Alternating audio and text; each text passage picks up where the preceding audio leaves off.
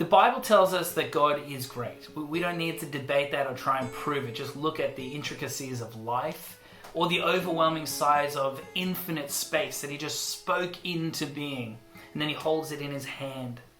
The question may start out as, is God great?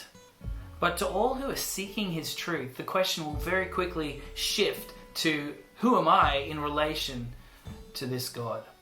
Psalm 8 says, when I look at the night skies and I see the work of your fingers, the moon and the stars you set in place, what are mere mortals that you should think about them?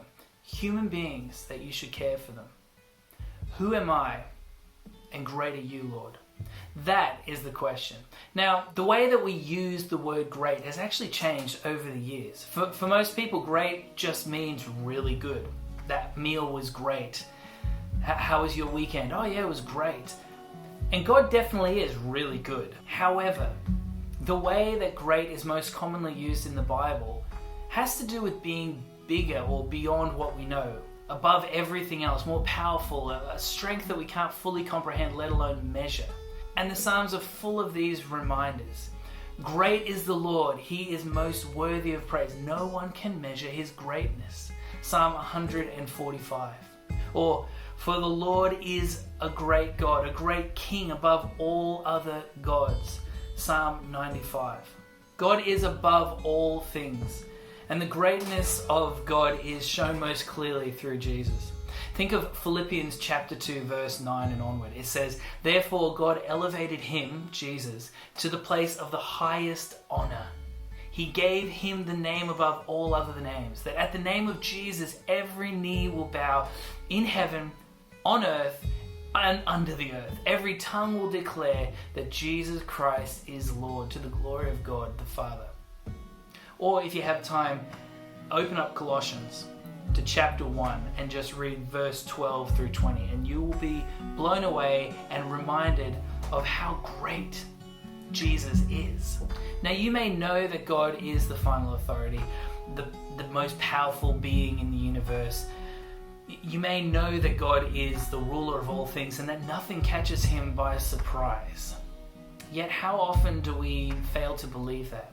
How often are we filled with worry and anxiety about all sorts of things and situations that we face? When this happens, it's like I'm saying to myself, look, I know in my head that God is greater than these things and that he has control and that he has a purpose that's bigger than I can fully understand, but I don't really believe in my heart that God is actually in control.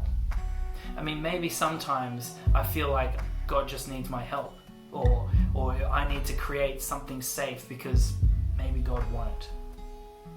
I don't know if that resonates with you. And that, though you've probably never said that out loud, we've all acted that out in some form. We become unbelievers of this truth, and in turn, we actually believe a lie. The lie that we should try really hard to control people or situations in our lives so that we can get things back on track as they should be. We look to ourselves or to others to find security. We put that on our own shoulders. But Jesus overcame all things, and now he is all powerful. Every knee will bow in heaven and on earth. That's in the seen and the unseen realms.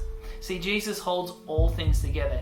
He has taken all of these things on his shoulders to the cross and killed them. We no longer need to manipulate situations or people to try and get our way. His ways are better than ours. He is greater than every situation and any interference that you're going to come into this week. His thoughts are not our thoughts. His ways are not our ways. They are way better, more beautiful, and far greater than our ways. And as sons and daughters, we can trust our King and we can find rest in Jesus. And it is because all of that we can say in complete truth that God is great. We don't have to be in control or look to others for security.